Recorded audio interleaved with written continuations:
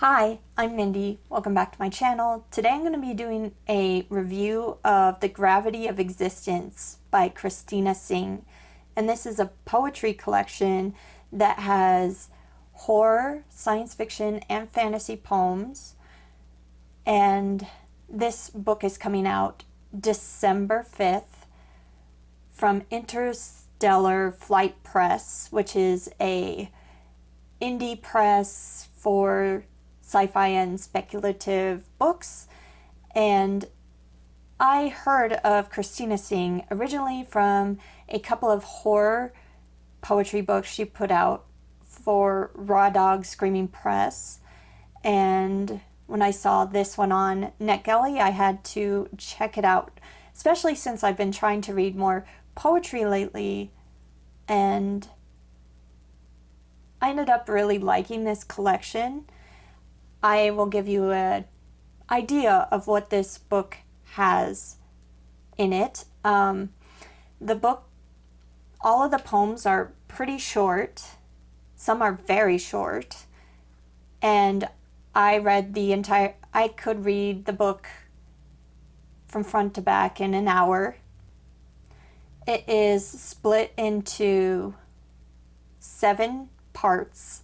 The first part is called Prelude, and it just has 3 poems in it, just kind of introducing the idea of the gravity of existence.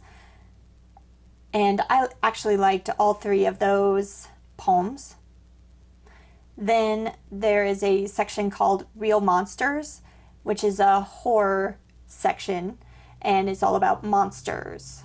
I will also say that I loved most of the poems in this book, but there were some that I guess I didn't understand. I didn't think that the words used built a story.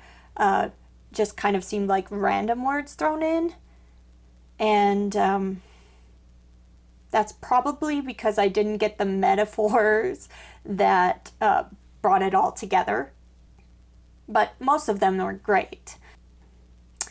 The next section was called Childhood Tales, and these were all based on real fairy tales.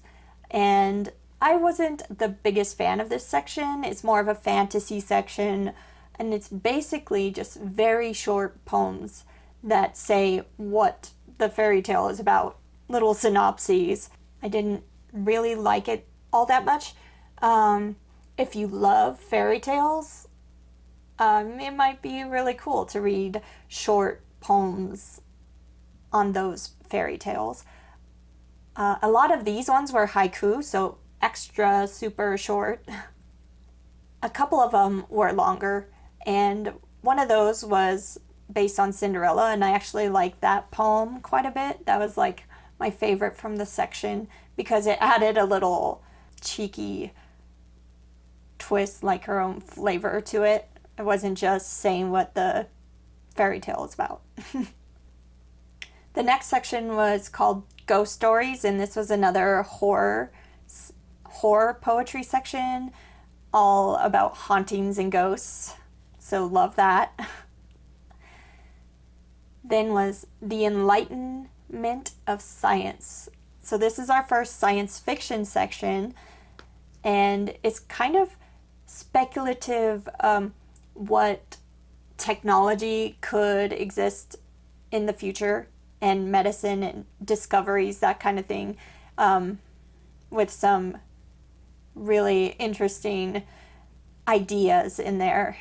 I really like that section as well.